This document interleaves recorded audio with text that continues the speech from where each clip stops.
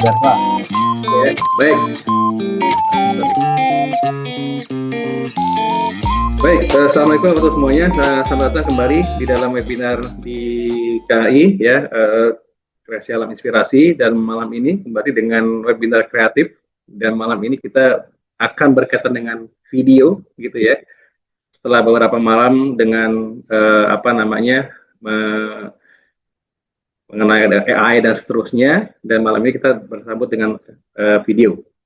Ya, dan sebelum kita mulai, kita akan memperkenalkan bintang kita malam ini, Pak Supardaka, ya, panggilan Pak Daka, saya bacakan sedikit ya. Beliau ini sebetulnya 24 tahun ya pengalamannya di bidang motion graphic dan desainer televisi.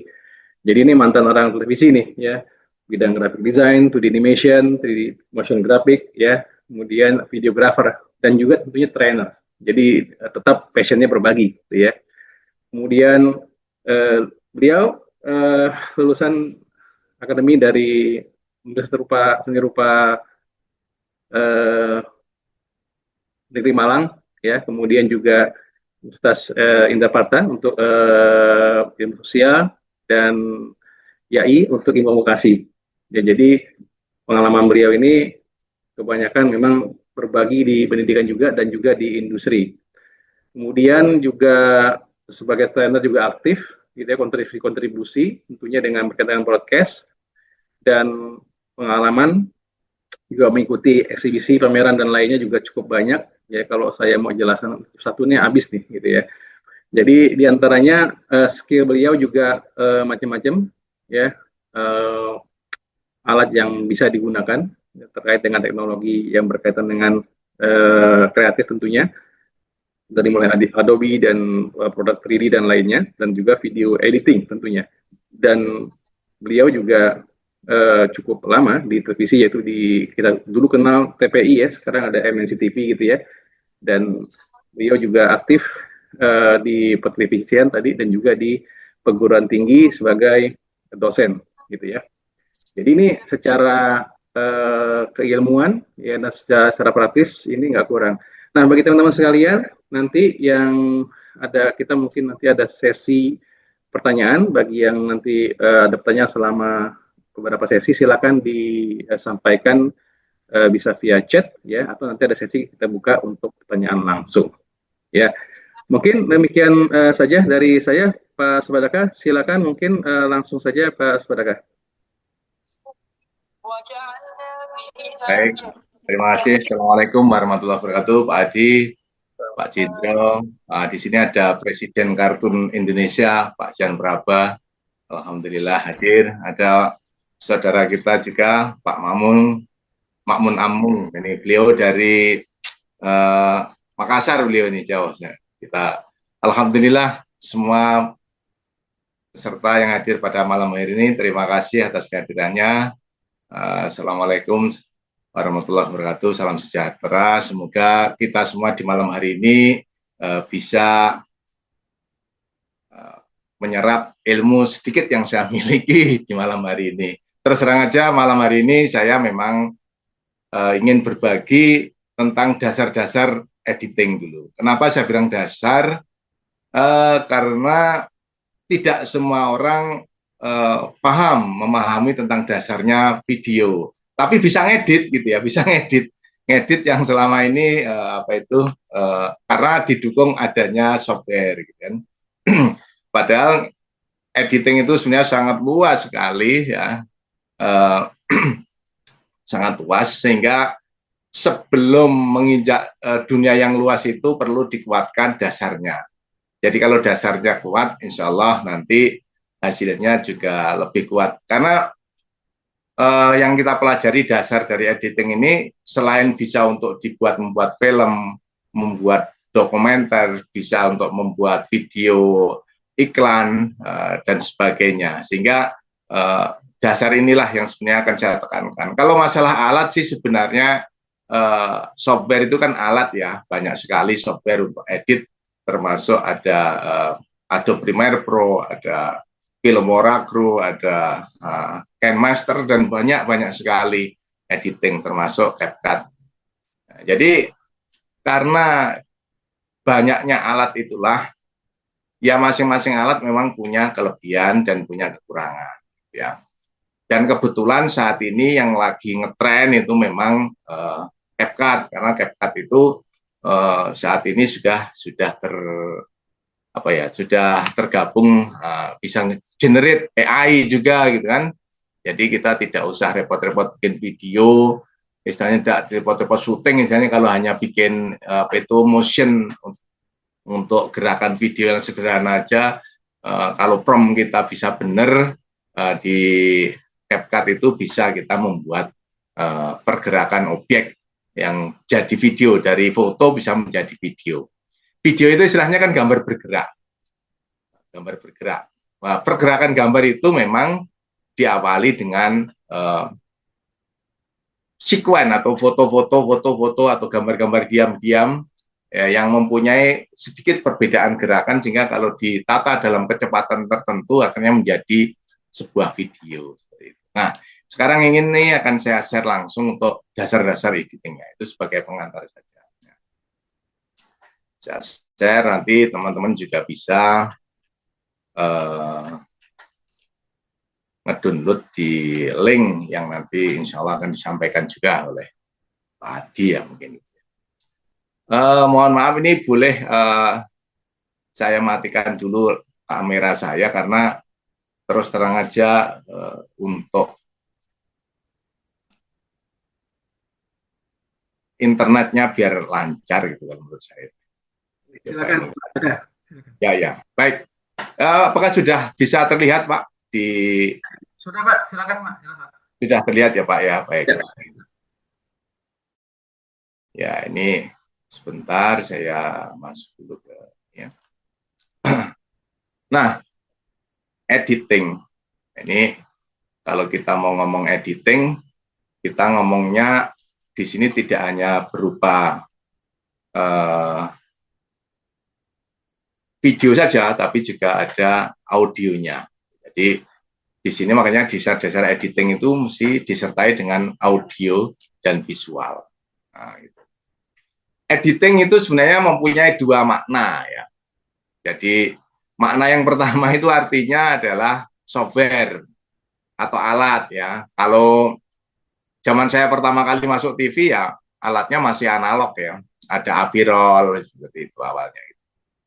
Alatnya masih segede gajah, di lemari itu gitu ya. Harus pakai kaset gitu. Kaset BTS, SWAS dan sebagainya, Betacam dan sebagainya. Nah, kalau sekarang sudah ringkes, bisa sampai di HP aja bisa digunakan untuk membuat editing sekarang itu. Jadi sekarang zaman sudah lebih canggih. Tapi ilmu editing itu memang harus tetap dipelajari dari ilmu klasiknya terlebih dahulu. Jadi walaupun perkembangan teknologinya sudah jauh gitu, tapi ilmu dasar editingnya itu perlu tetap dikuasai. Karena ilmu editing yang kita pelajari malam hari ini memang bersumber dari ahli sinematografi yaitu Roy Thompson gitu kan. Nah, itu yang jadi patokan saya atau selama saya bekerja itu ya memang kita menggunakan dasar-dasar editingnya itu dulu dari Roy Thompson. Yang itu yang perlu kita bagikan. Nah, editing yang pertama berarti alat atau software untuk mengedit. Sedangkan yang kedua, editing itu sebenarnya proses memotong. Memotong itu maksudnya membuang gambar-gambar yang tidak diperlukan, kemudian disambung lagi dan dipadukan kembali sehingga menjadi gambar yang mampu bercerita. Kebanyakan saat ini di template-template itu kan kita diberi kemudahan. Hanya saja apa yang kita ceritakan melalui template itu kadang semau kita aja. Jadi editingnya jadi editing kontemporer ya. Editing yang istilahnya tidak disertai dengan bagaimana cara pengambilan gambar yang benar, ukuran gambar yang benar itu kurang banyak diperhatikan. Hanya yang banyak itu efeknya, diperbanyak efek gitu ya. Jadi memang bagus sih, jadi saat ini itu bagus karena editing tinggal masukin aja ke template sudah jadi. Ibarat masak itu instan ya, kita masak kayak masakan instan semua, jadi Indomie instan dan sebagainya, tinggal masukin rasanya ya semua orang bisa merasakan sama. Tapi kalau pengen berbeda rasanya, memang teman-teman semua harus memahami dasar daripada editing. Jadi arti editing yang kedua itu yaitu memadukan kembali. Jadi setelah dibuang hal yang tidak penting, gambar yang tidak dibutuhkan, disambung kembali, disusun kembali menjadi gambar yang mampu bercerita. Nah, orang yang mengedit namanya editor. Nah, editor tersebut, maka orang yang kerjanya mengedit disebut editor, sehingga orang tersebut harus mampu bercerita, mampu menyusun cerita, telling story with video picture. Jadi bagaimana dia menceritakan cerita melalui sebuah video. Gambar tersebut harus mampu bercerita maksudnya. Nah, kalau ditanya di dalam proses produksi itu, editing itu di bagian mana gitu. Editing itu sebenarnya merupakan pada tahap pasca produksi atau tahap akhir dari sebuah rangkaian pembuatan karya audiovisual. Jadi teman-teman semua atau Bapak Ibu semua yang ada di sini, kalau memang senang membuat editing sebenarnya harus melakukan tiga tahapan ya, mulai dari praproduksi, produksi, dan pasca produksi. Nah, praproduksi itu adalah tahap pencarian data awal atau ibarat kita memasak ya, persiapan masak itu praproduksi itu proses belanja, membuat daftar belanja, gitu kan. Jadi masakan apa yang kita bikin itu misalkan kita. Kalau kita mau bikin membuat masakan ikan ya kita harus belanjanya ikan. Atau 4 sehat 5 sempurna ya kita harus belanjanya kita masukkan tahu, tempe, telur, misalkan ikan, kemudian sayur-sayuran, buah-buahan harus kita masukkan. Misalkan. Buah apa aja yang akan kita beli lah itu sudah dicatat. Sama dengan tahapan praproduksi di editing. Jadi nanti Bapak Ibu semua atau peserta semua kalau mau membuat editing yang bagus memang harus melalui tahap ini, tahap praproduksi. Jadi tahap awal ya, melakukan mencari data ya, riset dulu gitu ya. Terus alur ceritanya bagaimana gitu. Dan alur cerita itu sebenarnya saat ini sudah bisa dibantu oleh ChatGPT walaupun harus kita sempurnakan gitu ya. Sampai storyboard-nya gitu. Storyboard pun sudah bisa dibikinkan oleh ChatGPT. Hanya juga di situ karena storyboard itu hanya panduan sebenarnya cetak biru, tapi karena melalui ChatGPT kadang kita harus benar-benar juga mengatur angle kameranya atau sudut pengambilan gambarnya. Kadang kalau digambarkan oleh di ChatGPT itu kadang kurang begitu pas gitu. Sehingga kita mesti perlu revisi sedikit-sedikit. Nah, yang kedua adalah proses atau produksi. Produksi itu tahap pengambilan gambar terbaik, ya. Jadi kadang orang bilang syuting. Kalau bahasa Indonesia kan syuting, kalau bahasa Inggrisnya syuting, gitu. Jadi syuting itu dilakukan saat produksi. Syuting adalah proses pengambilan gambar terbaik. Yang tidak baik gimana? Tidak baik dibuang nanti di saat editing. Nah, jadi ibarat melakukan tadi belanja itu belanja di pasar yang memilih bahan yang terbaik di sini ya. Ini kenapa saya asosiasikan dengan menggambar gitu, apa itu memasak itu sehingga karena proses editing itu sebenarnya kan juga seperti kita memasak nanti kan. Sesuatu yang tidak baik kita buang, yang bagus kita pakai gitu seperti itu. Nah, makanya itu di dalam proses produksi itu pasti apa yang kita sebut dengan syuting. Syuting adalah proses pengambilan gambar yang terbaik. Makanya ketika Bapak Ibu semua mau melakukan atau mau membuat konten yang bagus, maka syutingnya juga harus bagus. Karena bahan editing dari situ. Sumber editing kita adalah dari kamera. Ya, sumbernya dari gitu, bahannya. Bisa dari kamera, bisa dari AI gitu ya. Tapi kalau kita pengen gambar yang sesuai benar dengan keinginan kita, memang yang bagus adalah kita melakukan syuting sendiri gitu. Sehingga pas banget gitu. AI memang harus dibantu dengan prompt yang bagus juga gitu. Nah, yang terakhir adalah pasca produksi. Nah, tahap pasca produksi inilah yang mana editor itu tugasnya adalah membuat karya audiovisual.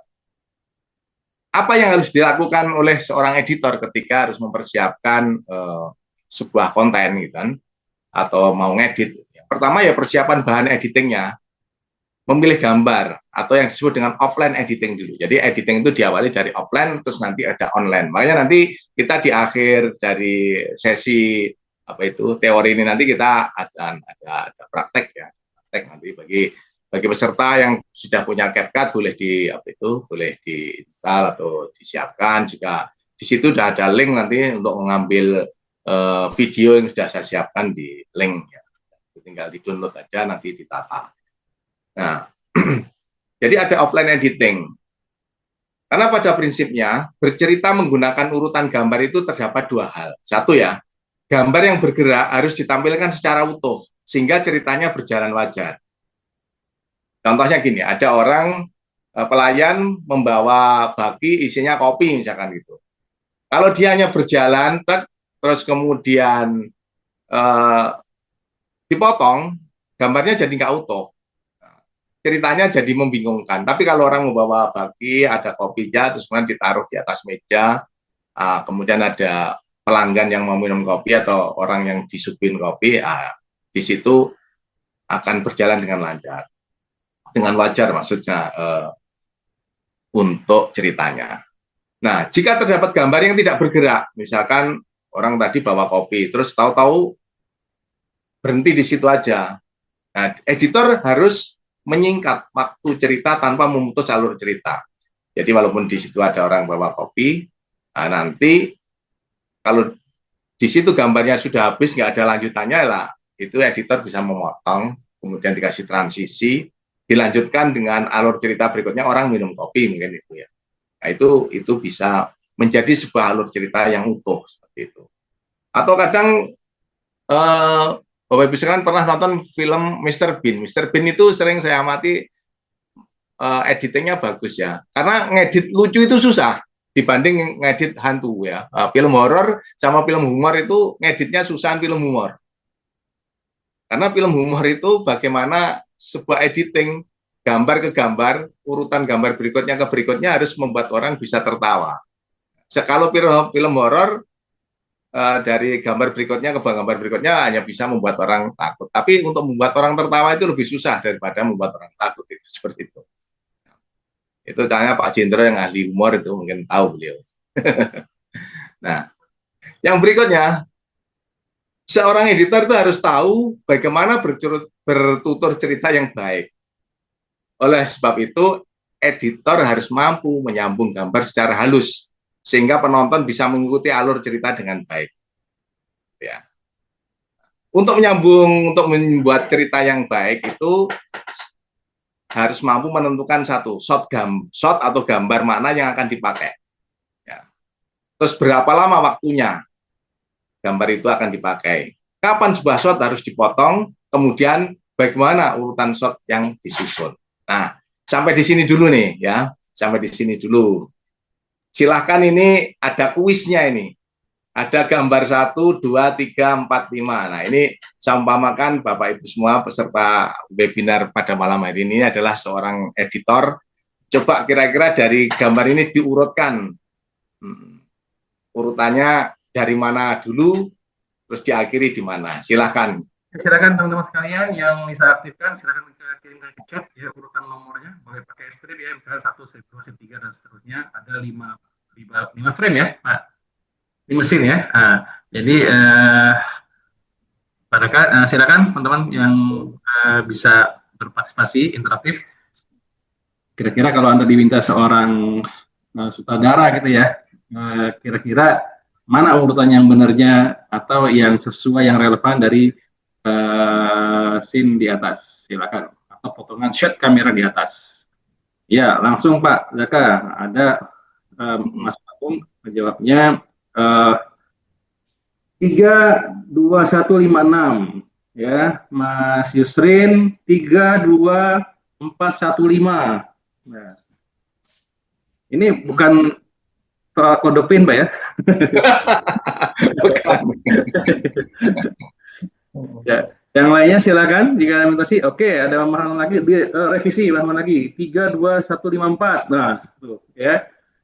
Nah, oke, ternyata bisa variasi ya. Pak Sujendro, 35421. Oke, ini udah ada 4 orang dan semuanya nggak sama. Iya, ternyata pengaruh Oke. ya saat itu ya, Pak ya. Ya, ya. Oke. Oke, ada Mas Ya. Farel, Mbak Irma, 32145, Sram 542131. Tapi kalau saya lihat di sini memang kebanyakan 3 di awal, ya ada yang Sram memang ya, 54231 gitu ya. Itu Pak Daka, bisa Ya. disilakan. Ya, oke, oke. Ini nanti akan saya jawab di berikutnya setelah Oke, lanjut. masuk ke materi berikutnya ini. Ya, silakan lanjut Pak.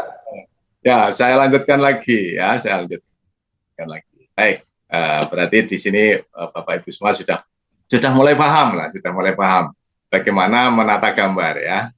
Nah, berikutnya ya di sini. Urutan pengorganisasian visual dalam film atau video yang harus dipahami editor itu ya. Yang pertama tentang visual.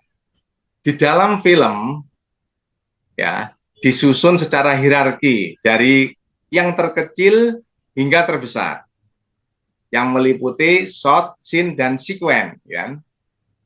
Apa itu shot? Shot itu sebenarnya unsur terkecil dari sebuah karya film atau video. Nah, unsur terkecil itu antara lain ya manusia atau subjek lain. Misalkan di sebuah film itu pasti di sebuah gambar ya atau shot gitu ya, itu mesti ada subjeknya. Itu manusia, bisa juga binatang, bisa juga berupa benda itu ya, bisa menjadi karena ada tokoh, biasanya ada tokoh protagonis dan tokoh antagonis gitu kan. Dan tokoh antagonis itu sebenarnya tidak apa itu tidak mesti manusia, tapi tokoh antagonis itu biasanya sesuatu yang menghalangi tujuan dari tokoh protagonisnya, gitu. Ya, jadi subjek itu macam-macam. Kemudian ada ruang. Ruang itu dibagi dua, ada ruang alami dan ruang non alami atau buatan. Ruang alami berarti subjek itu ada di mana? Ada di taman, ada di jalan, ada di kota, ada di mall misalkan. Kalau alam non alami atau buatan bisa juga backgroundnya dibuat di AI dengan menggunakan green screen. Kita sering melihat film-film kungfu China itu kebanyakan dibuat di green screen, termasuk film Titanic gitu kan juga ruangannya adalah ruang buatan gitu ya. Itu contohnya. Terus waktunya itu pagi, siang atau sore. Jadi di dalam sebuah shot itu mesti harus pasti tergambarkan itu. Terus peristiwa, alur kisah dan informasi penting. Maksudnya peristiwanya itu apa? Ada peristiwa apa di situ? Peristiwa yang menyenangkan atau peristiwa yang menakutkan misalkan. Komedi, tragedi atau ya, misalkan itu. Terus kemudian ada juga suara. Nah, karena di sebuah shot itu memiliki 3 kategori, karena shot itu sebenarnya itu tadi unsur terkecil dari sebuah karya film atau video. Makanya di sebuah film atau video itu sering ada namanya shot lebar, ada shot sedang, dan shot dekat. Termasuk yang ada di gambar saya ini sebelah kanan pojok kanan bawah ini termasuk shot dekat ini. Menurut pakar sinematografi Roy Thompson, ukuran ini digunakan untuk mengarahkan perhatian penonton, menyampaikan informasi cerita, dan membangun emosi. Jadi shot itu dibagi menjadi 3 kategori. Ada kategori lebar atau biasa disebut dengan wide shot, kemudian sedang, dan kemudian ada dekat. Jadi lebar, kemudian medium, terus kemudian ada close up misalkan. Nah, kategori lebar atau sering disebut dengan extreme long shot atau extreme wide shot itu memperlihatkan area yang sangat luas. Subjek manusia atau objek di dalamnya sering kali terlihat sangat kecil dan hanya berfungsi sebagai elemen skala atau latar belakang. Makanya kalau kita sering menonton film, itu pasti diawali dengan extreme long shot atau wide shot atau yang disebut establishing shot biasanya disebutnya. Seperti ini, establishing shot atau extreme long shot. Ini menunjukkan di mana sebuah objek atau kejadian itu terjadi, settingnya itu di mana. Makanya tadi ketika saya tunjukkan gambar tadi, ada gambar 1, 2, 3, 4, 5. Nah, memang kebanyakan memilih gambar yang nomor 3 duluan, karena di situ menunjukkan di mana objek itu berada. Oh, objek itu berada di luar ruangan, di dekat pagar misalkan. Ya. Ini objek ekstrim long shot. Jadi shot lebar. Shot lebar ini menggambarkan di mana berada. Kemudian ada long shot, ya, menampilkan subjek secara utuh. Dari ujung kepala sampai kaki, ya. Fokus utamanya adalah subjek, namun tetap dapat lihat lokasi atau lingkungan tempat. Ya. Kemudian dari long shot, ya, dari wide shot tadi menuju ke long shot. Kemudian juga ada medium long shot, sering disebut dengan cowboy shot, mengambil gambar dari sekitar lutut hingga kepala atas. Ukuran ini biasanya digunakan untuk menonjolkan gerakan aktor dan interaksi dengan sekitarnya. Nah, ini kalau di foto disebut dengan kenisut dulu, gitu kan? Kenisut. Kalau belajar fotografi seperti itu. Nah, ini disebut dengan MLS atau medium long shot, gambar dari lutut ke atas. Jadi di gambar lebar itu terbagi dua tadi, ya. Jadi ada extreme long shot, kemudian medium long shot. Nah, sekarang yang kategori sedang atau disebut medium shot. Ukuran ini adalah bidikan paling netral dan paling sering digunakan dalam percakapan sehari-hari. Jadi medium shot itu menampilkan subjek dari pinggang atau pinggul ke atas. Ukuran ini membuat penonton merasa nyaman saat berinteraksi dengan jarak pandang normal manusia saat berinteraksi, ya. Jadi medium shot, gambarnya dari pinggang sampai ke kepala, seperti itu, medium. Kemudian ada medium close up. Nah, medium close up biasanya ini kalau foto, ya foto 3x4, 4x6 itu biasanya, ya. Medium close up membingkai subjek dari bagian dada atau bahu hingga ke atas kepala. Fokusnya mulai beralih ke ekspresi wajah, namun masih mempertahankan gestur tubuh. Ya, sering sekali kalau wawancara biasanya menggunakan medium shot kalau pas pembaca berita, atau itu biasa menggunakan medium close up, gitu, ya. Kalau di televisi seperti itu aturannya. Yang terakhir adalah kategori dekat atau close up shot. Ya, bidikan ini sangat intim dan ditujukan untuk memberikan detail emosi atau informasi spesifik kepada penonton. Nah, jadi kalau misalkan Bapak Ibu semua atau peserta webinar semua ini sedang membuat iklan atau membuat sebuah promosi, itu kalau kita membuat makanan itu biasanya lebih pada close up dan nanti medium close up, atau ya close up dan medium close up itu biasanya gitu. Dan bahkan juga menuju ke extreme close up, karena untuk menunjukkan bagaimana ekspresi atau detail ketika orang itu menikmati sebuah makanan misalkan itu, atau jajanan yang sedang ditawarkan, atau kopi yang sedang dinikmati misalkan itu bisa menuju ke extreme close up misalkan.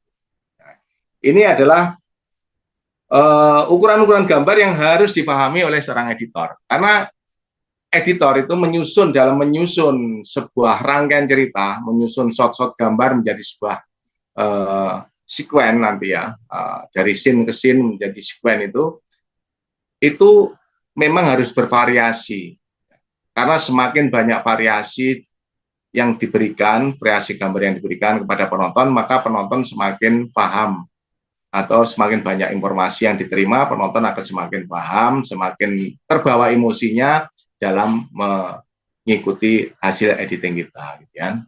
Nah, ini adalah seperti ini, ya, shot itu dibuat ada yang shot close up, kemudian ada yang wide shot, gitu kan. Nah, jadi dari kumpulan shot-shot ini nanti akan menjadi sebuah scene, ya.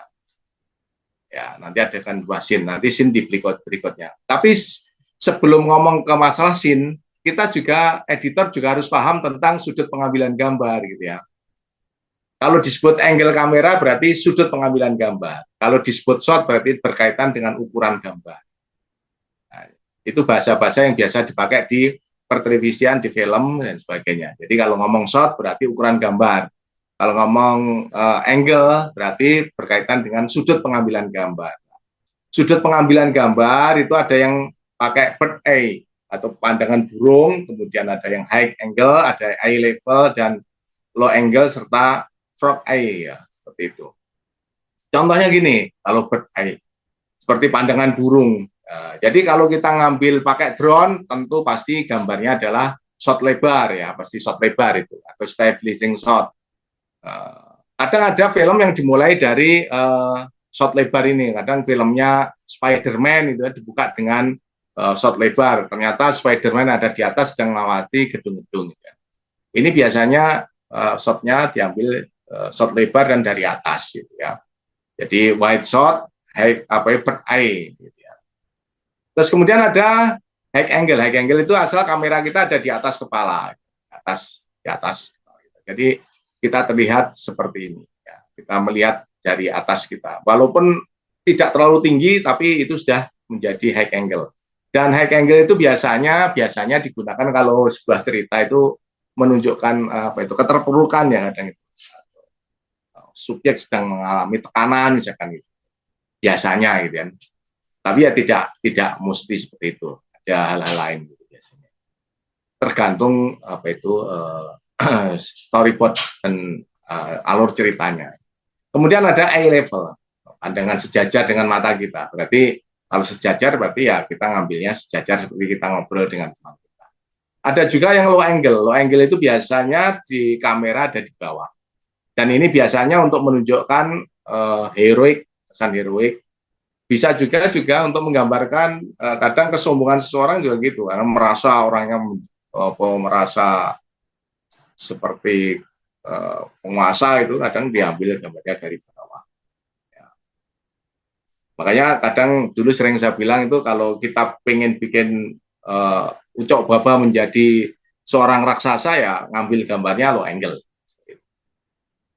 Yang terakhir frog eye. Jadi sering ini digunakan untuk menggambar sesuatu opening ya, untuk opening atau membuat objek yang misalkan dia sedang tiduran ada di bawah gitu kan, tiduran di rumput-rumput terus lihat ke atas, ini kadang diputer gitu kan. Atau kadang menunjukkan sesuatu yang amazing atau sesuatu yang menakjubkan gitu ya, gambar seperti itu. Ini hal-hal ini yang perlu difahami oleh editor. Jadi tentang sudut pengambilan gambar dan ukuran gambar. Nah, dari sudut pengambilan gambar dan ukuran gambar itu kalau digabung-gabung akhirnya menjadi sebuah adegan atau yang disebut dengan scene. Di dalam film ya, scene itu adalah lokasi spesifik. Ya. Jadi misalkan lokasinya ada di sebuah halaman atau di sebuah ruangan itu seperti ini. Jadi ini scene di sebuah sebuah sekolah mungkin ya ini sekolah. Ini ada shot ketika anak ini mengintip, kemudian shot over shoulder, jadi shot di mana kamera berada di pundak dari subjek ini menunjukkan ada objek yang di jauh sana yang sedang dilihat. Kemudian kembali lagi ke close up ya, ke close up wajah dia, kemudian menuju ke gambar berikutnya yang terakhir ini ya, gambar jauh atau menunjukkan di mana lokasi beradanya tadi yang disebut dengan establishing shot-nya tadi gitu. Jadi ini adalah sebuah scene. Jadi scene itu adalah gabungan dari shot-shot tadi. Kenapa disebut gabungan shot? Karena di sini ada medium close up, kemudian ada long shot, kemudian ada close up, kemudian ada lagi wide shot di sini ya. Jadi gabungan dari shot-shot tadi yang masih di dalam satu tempat spesifik itu disebut adalah adegan atau scene. Jadi ada adegan di dalam ruangan, ada adegan nanti di luar ruangan gitu. Ada adegan lagi di kota atau di jalan raya misalkan. Nah, jadi sebenarnya shot itu adalah penggabungan dari scene itu penggabungan dari shot-shot tadi seperti itu ya. Nah, yang terakhir adalah sekuen. Sekuen adalah rangkaian dari beberapa scene yang saling berkaitan untuk membentuk satu perkembangan cerita yang signifikan. Sebuah sekuen tidak terikat oleh satu ruang dan waktu, sehingga bisa melibatkan perpindahan dari lokasi eksterior ke interior maupun melompati waktu.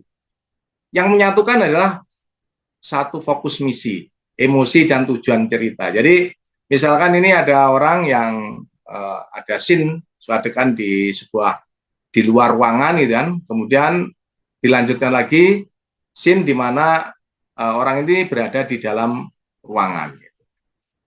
Jadi gabungan dari scene-scene ini menjadi sebuah sekuen, ya, sebuah sekuen, rangkaian cerita, potongan-potongan yang dirangkai sehingga alur ceritanya orang bisa mengerti. Bahkan bisa juga ini dipotong dengan kejadian lain di luar sana, dengan scene yang lain. Ya. Asal ceritanya itu tujuannya adalah untuk tadi membangun emosi dan fokus dari cerita tersebut. Nah, seperti itu. Ini secara grafisnya seperti itu. Nah, itulah yang bisa saya sampaikan untuk teorinya. Kembali lagi ke yang tadi, gambar yang tadi, jadi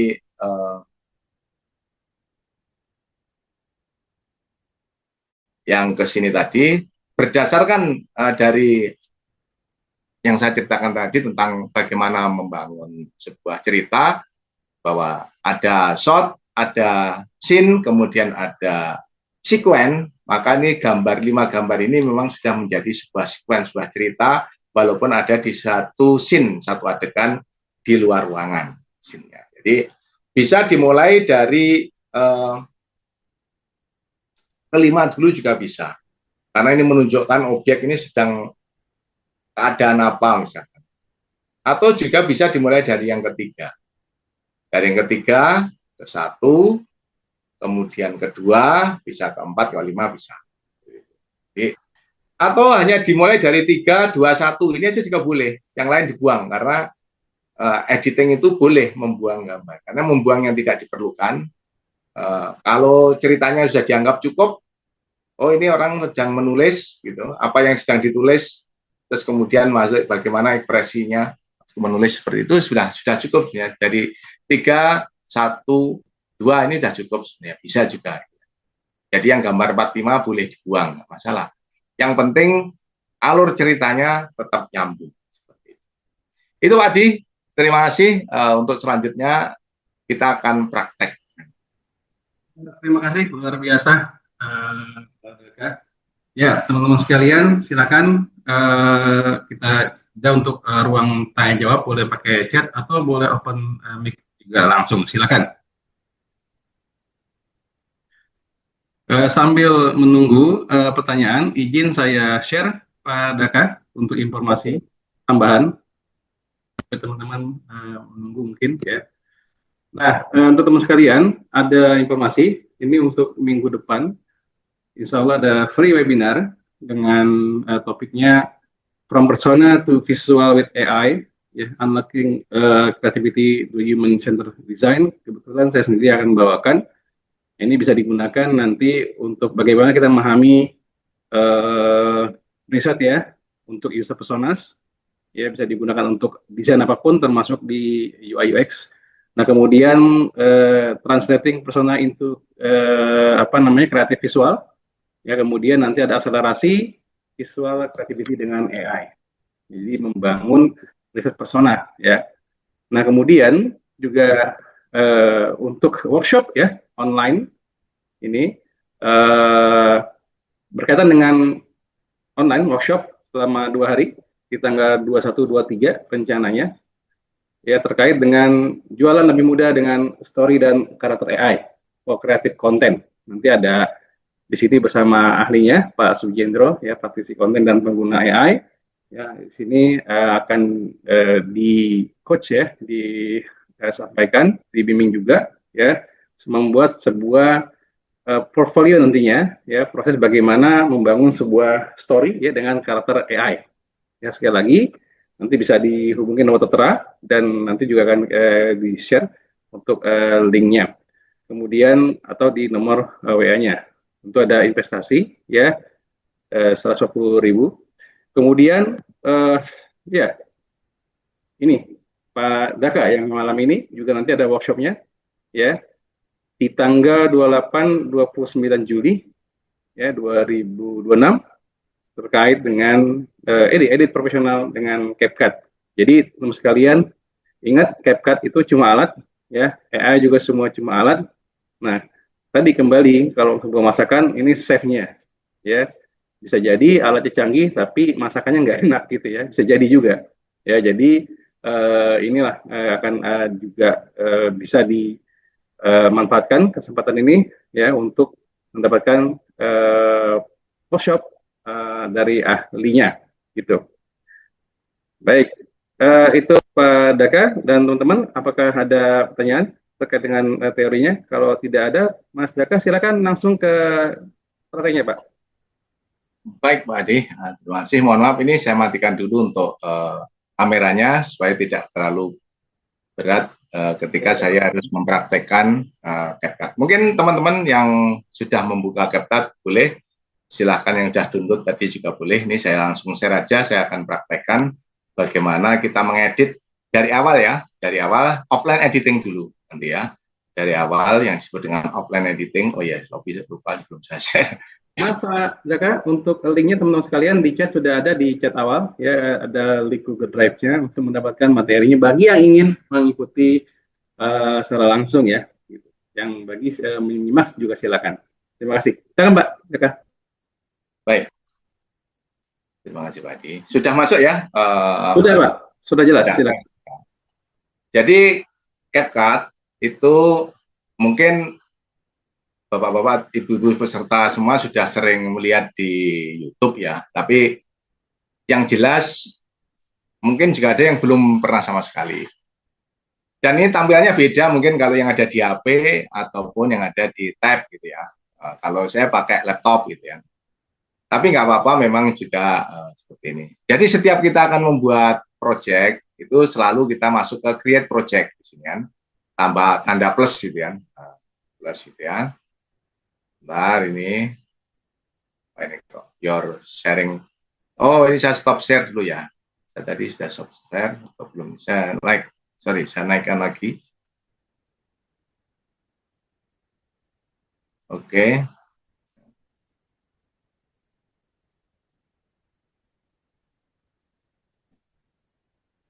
Saya sharing dulu. Saya share CapCut-nya.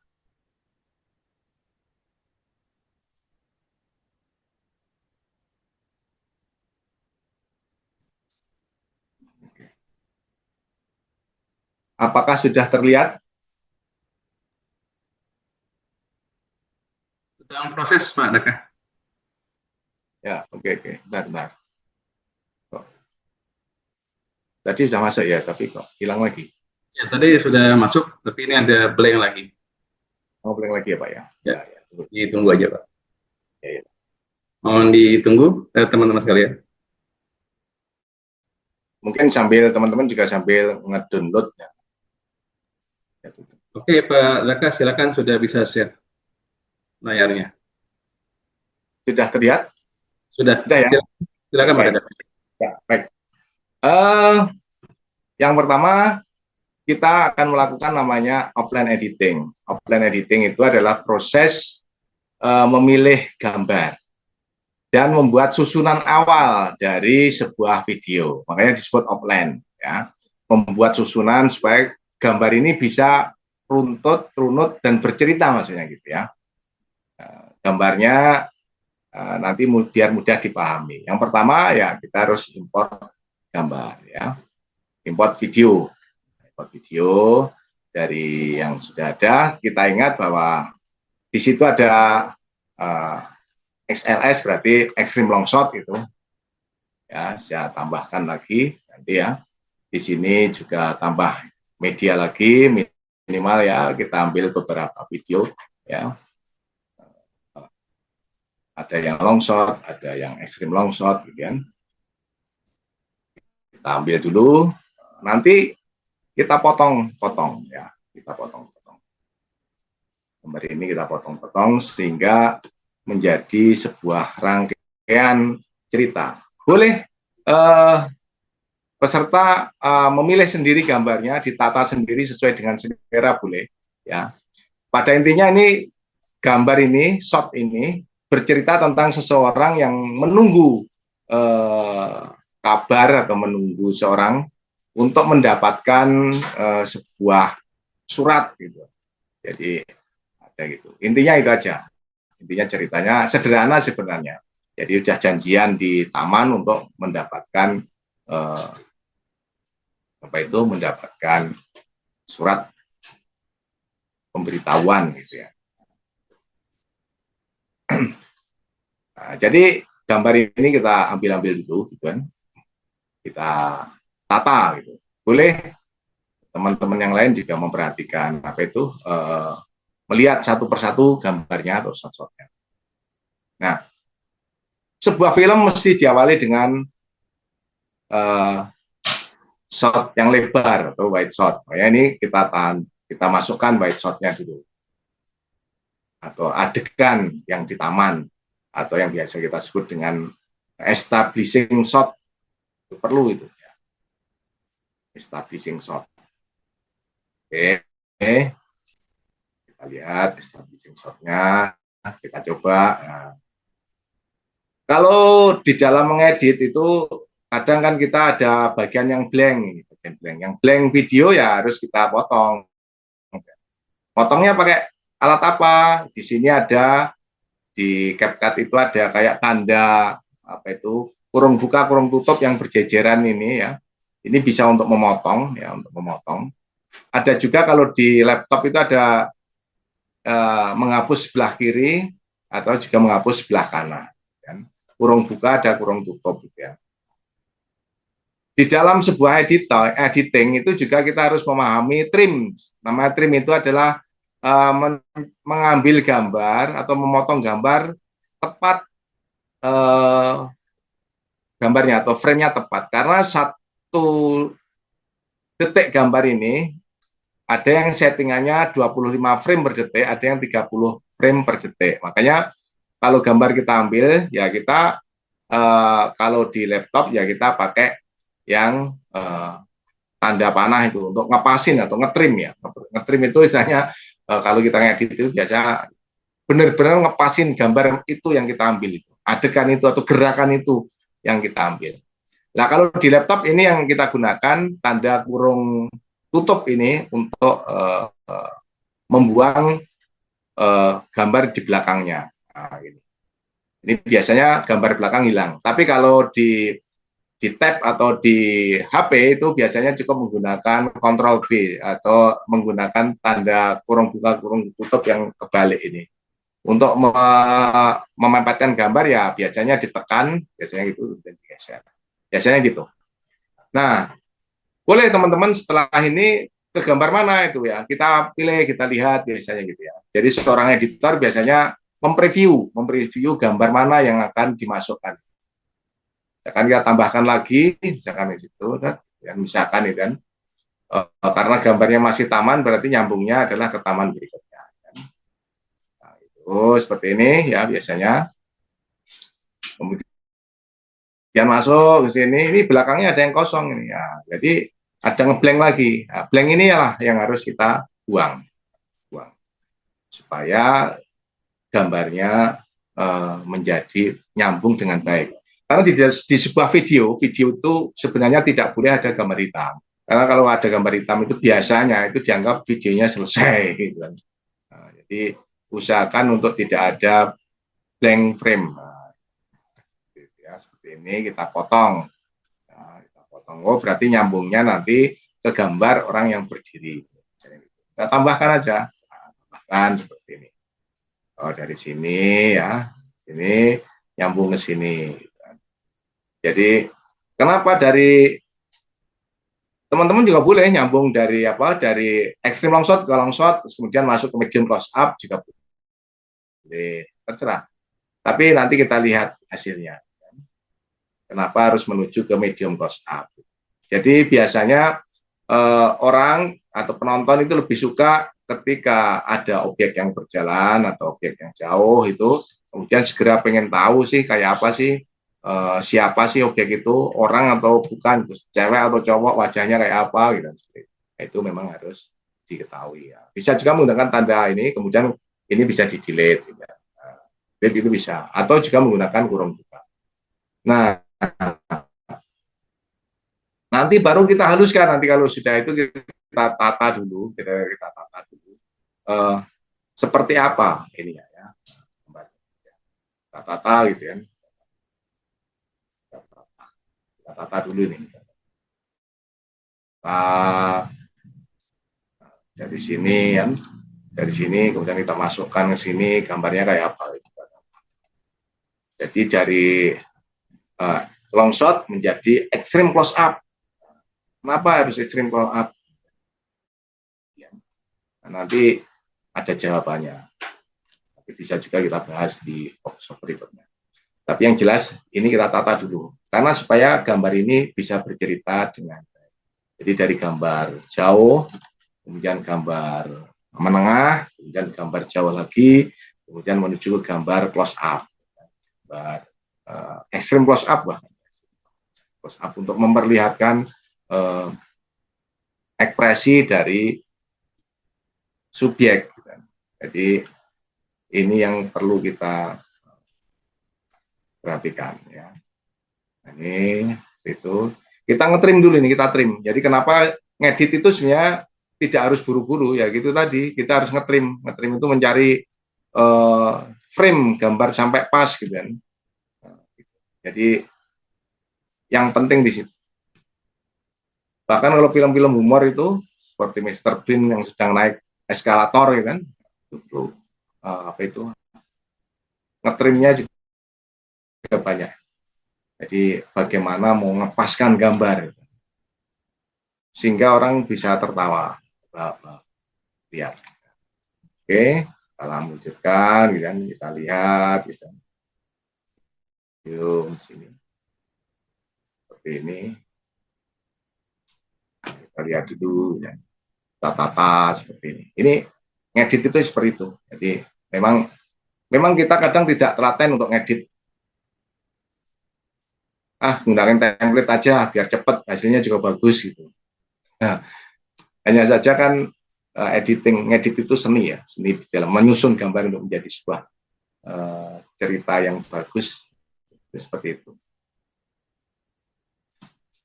Jadi memang sekarang sudah banyak diberikan kemudahan untuk ngedit. Jadi mengedit menggunakan template saja sudah jadi. Gitu ya. Oke, mungkin sampai di ini aja ya. Mungkin saya masukkan ada beberapa shot aja biar ini ketahuan orang yang apa yang sedang ditunggu.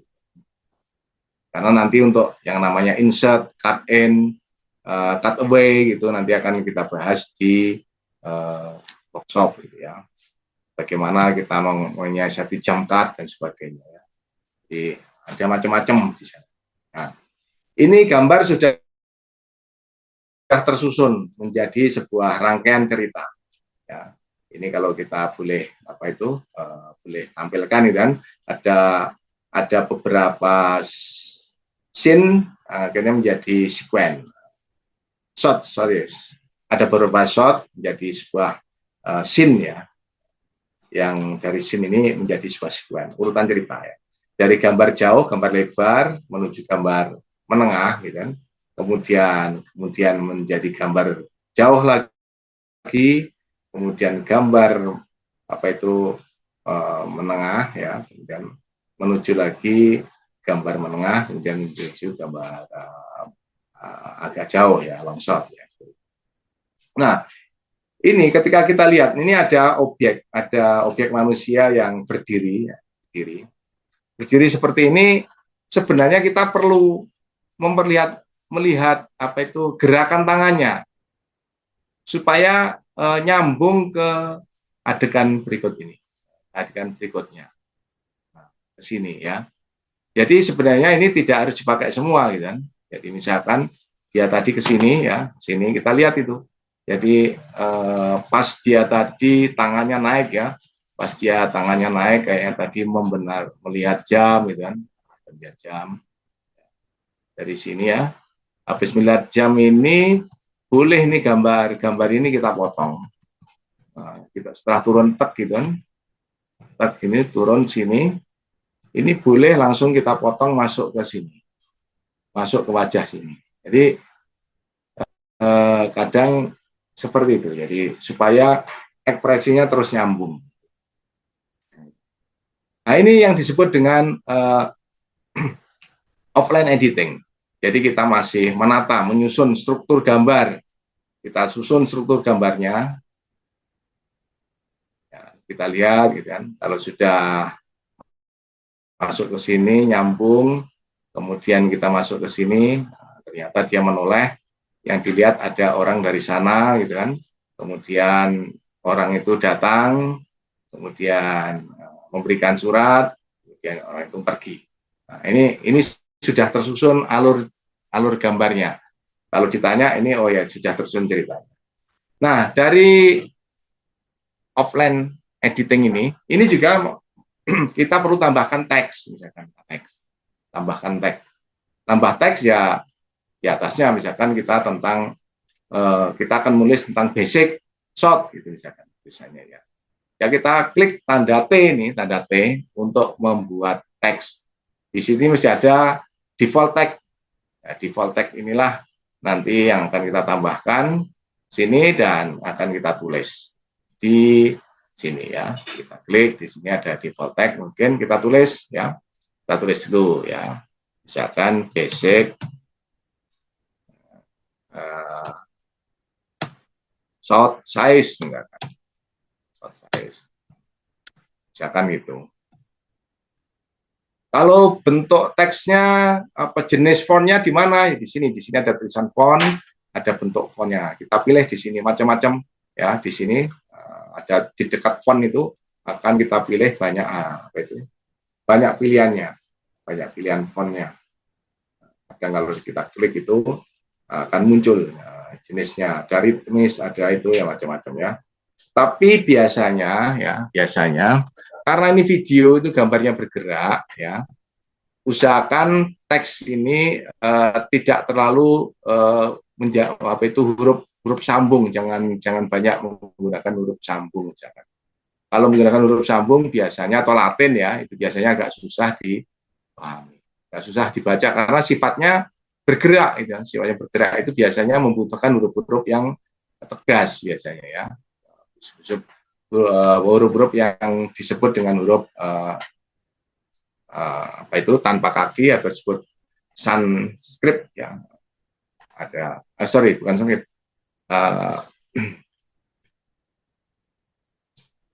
jadi ada huruf berkaki dan ada huruf yang sans serif kan ya sans serif jadi huruf yang tidak menggunakan sirip disebut sans serif nah gitu. Ini ada basic shot misalkan. Nah, di sini banyak. Ini kalau mau dibikin bold juga bisa. Gitu. Termasuk nanti supaya tulisannya menjadi besar. Gitu. Kalau sudah, mungkin ya, kita pengen juga menambahkan nanti icon misalkan gitu ya. Menambahkan efek-efek lain itu juga bisa. Kan kalau dilihat di sini dari huruf aja banyak ini, dari huruf aja ada banyak pilihannya. Ada yang misalkan dibuat seperti ini, ya seperti ini, supaya kebaca gitu kan. Untuk ukurannya juga tinggal geser aja sini, geser ukuran di sini besar kecilnya tinggal geser aja misalkan itu. Ya. Seperti itu. Misalkan bisa diturunkan begini bisa, atau dinaikkan ke atas, terserah nanti teman-teman untuk membahasnya itu. Nah. Kemudian setelah itu ya, kita bisa menambahkan transisi. Boleh ditambahkan transisi. Transisi boleh. Transisi itu perpindahan gambar. Di sini ada namanya transition. Transisi. Transisinya banyak. Jadi transisi itu biasanya dari video ke video. Ya. Dari video ke video. Jadi ada transisinya. Perpindahan gambar ke gambar, kan? Ada transisinya. Kalau seperti ini biasanya transisinya wajar aja, jadi transisi yang biasanya cukup cut aja juga nggak masalah, karena tidak perlu membutuhkan efek-efek transisi kan. Transisi banyak punya efek ini, ada muncul pula macam-macam, tapi sebenarnya kalau seperti ini cukup cutting aja juga nggak masalah. Ya, seperti itu. Nah, juga bisa menggunakan filter. Kalau filter itu berkaitan dengan pewarnaan dari video, ya, video. Videonya mau lebih ke warna biru misalkan, ya di sini kita ambil yang ini misalkan. Tapi kalau ngasih filter tidak hanya satu adegan, tapi harus semuanya sama. Kalau enggak nanti videonya jadi belang-belang. Contohnya seperti ini. Ini warnanya agak kebiruan.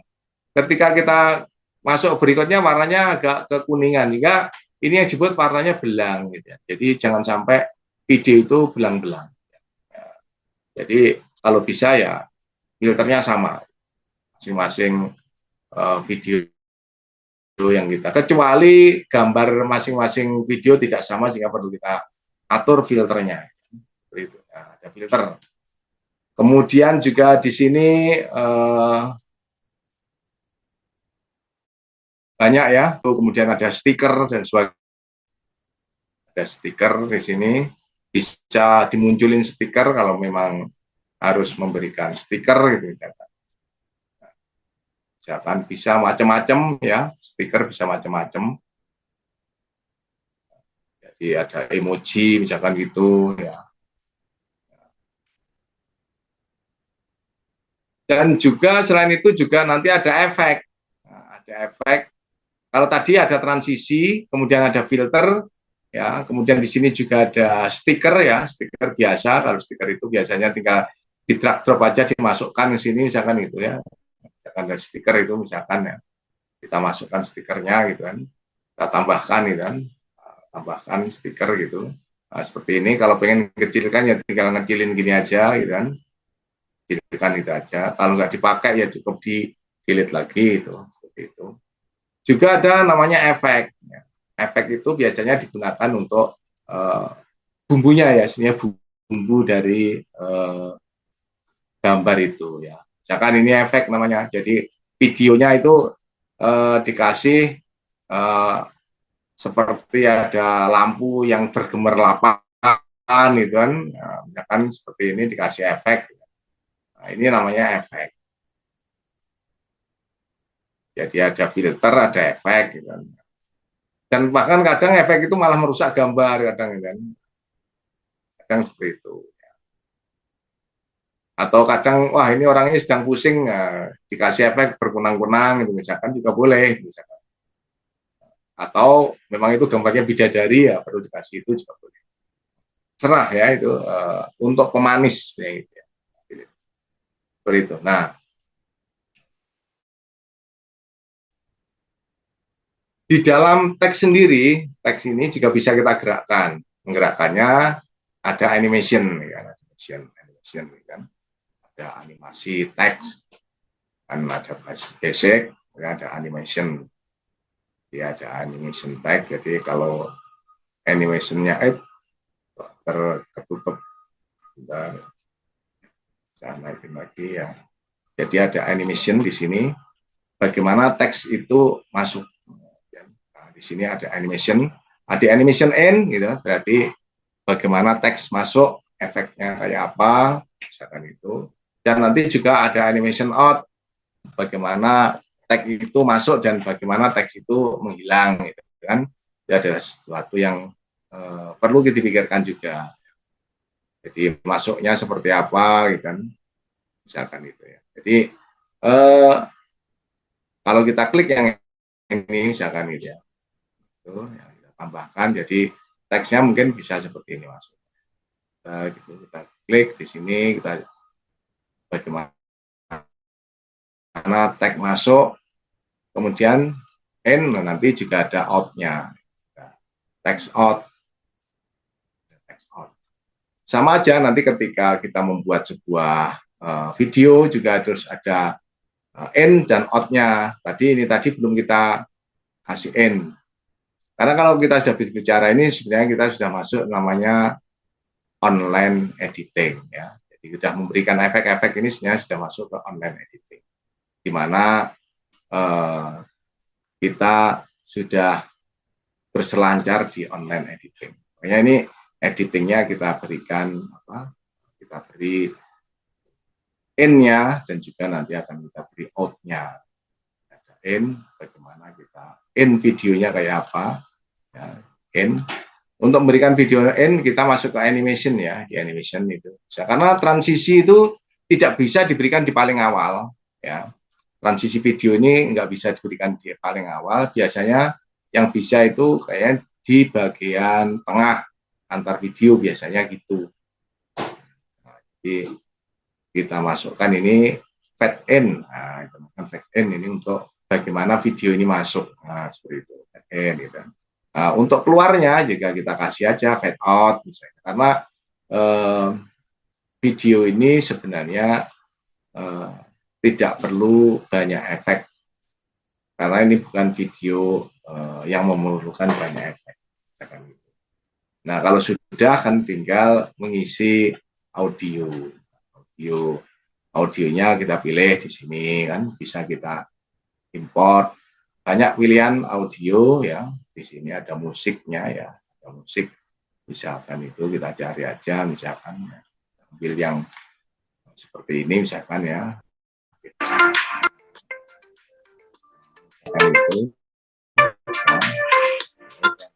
ini kita tambahkan misalkan ya, kita tambahkan ini videonya audionya panjang gitu kan, panjang ya kita potong, tapi motongnya kan nanti juga harus kita pikirkan bagaimana kita membuat fade out-nya gitu, fade out audionya kayak apa.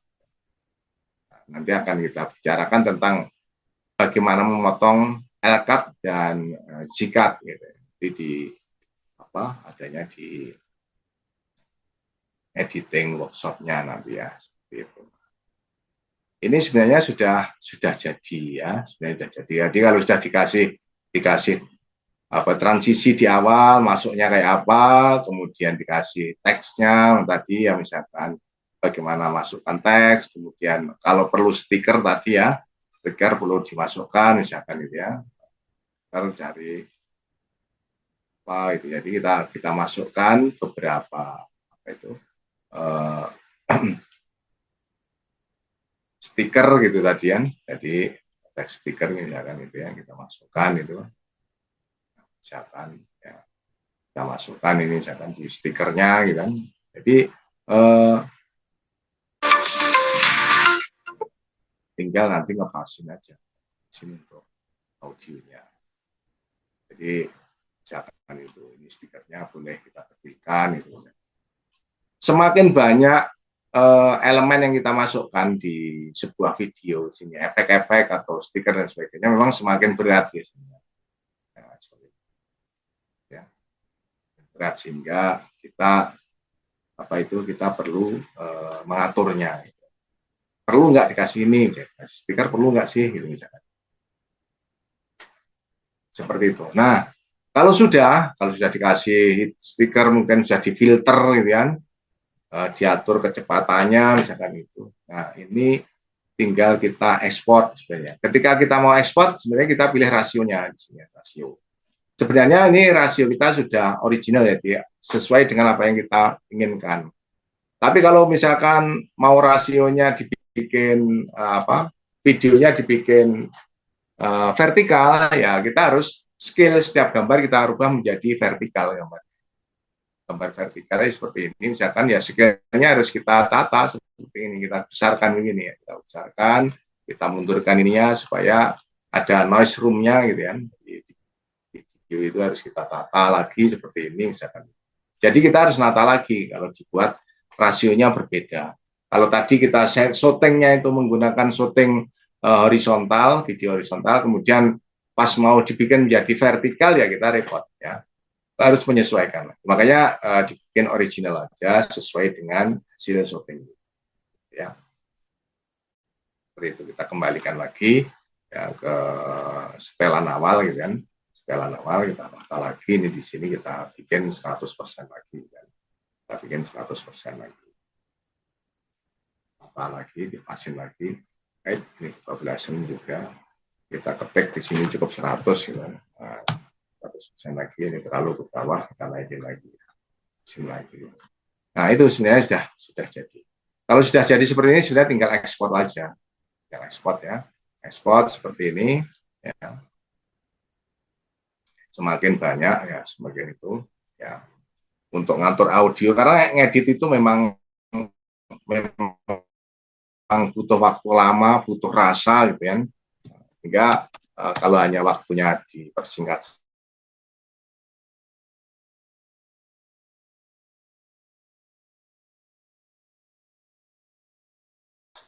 seperti ini ya memang cukup di pokok-pokoknya aja seperti ini ya. Memang harusnya ada color grading, ada yang namanya audio editingnya juga, ngepasinnya juga gitu. Memang perlu waktu yang ini pas banget ini nanti selesai selesai render ini kan, dan ini kayak masih kita render ya, render dulu. Yang jelas seperti itu masih dapat 36%.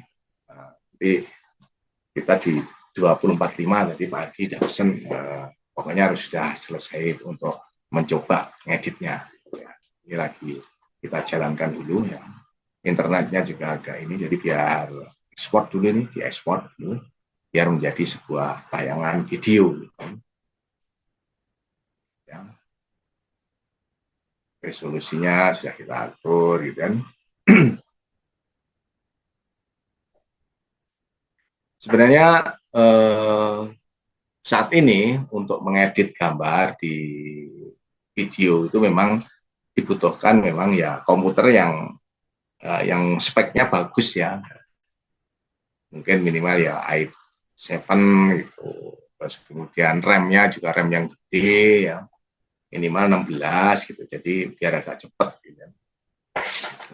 Terus gambar-gambar sekarang udah gede-gede semua, ada yang HD, kemudian ada yang 2K, ada yang 4K gitu kan, dan itu butuh spek yang tinggi di komputernya. Jadi kalau punya komputer gaming, bermain game itu ya lebih cocok untuk edit. Ya. Atau kalau punya HP yang kapasitasnya RAM-nya tinggi, RAM disk-nya tinggi, jadi ya. Terus ini kita lagi nunggu dulu ya, ini lagi ekspor seperti itu. Ekspor gambar memang agak lama sehingga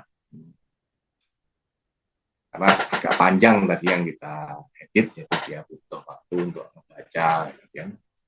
Ini kalau apalagi kalau diisi banyak filter gitu kan, banyak filter itu wah itu kadang ya agak lama memang, tapi hasilnya juga lumayan.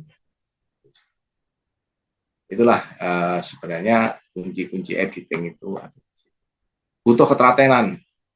Kita ngedit itu butuh ketelitian dan kesabaran. Jadi kadang ngedit video 5 menit itu bisa seharian sih ya, karena kita pengen merasakan dulu sehingga rasa kita itu bisa supaya bisa dinikmatin oleh nyambung ke audien ya. Nah, ini berarti sudah jadi kalau sudah apa itu sudah terekspor tadi ya. Sekarang kita coba dulu ini, kita minimize CapCut-nya, kita coba dulu kayak apa hasilnya kan gitu ya. Nah, hasil yang kita edit tadi gitu ya. Kita lihat dulu ada latihan mungkin di sini ya. Oke. Nah, ini latihan, kita open tadi, open with, kita buka dulu ya pakai ini misalkan tuh. Ya, kita lihat oke hasilnya kayak apa gitu, hasil yang kita edit tadi. Nah, kita play dulu ya apa hasilnya. Nah, kita masih ngebaca lagi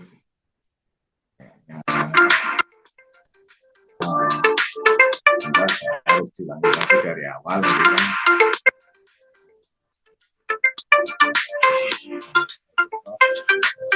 Hilangnya hilang.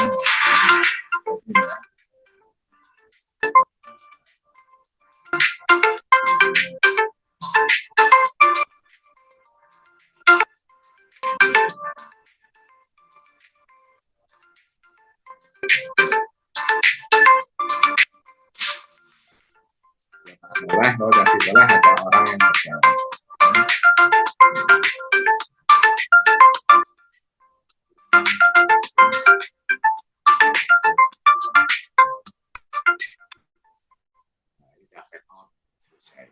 Itu yang bisa kita praktekkan pada malam ini. Mungkin waktu saya kembali lagi ke Pak Adi. Silakan Pak Adi.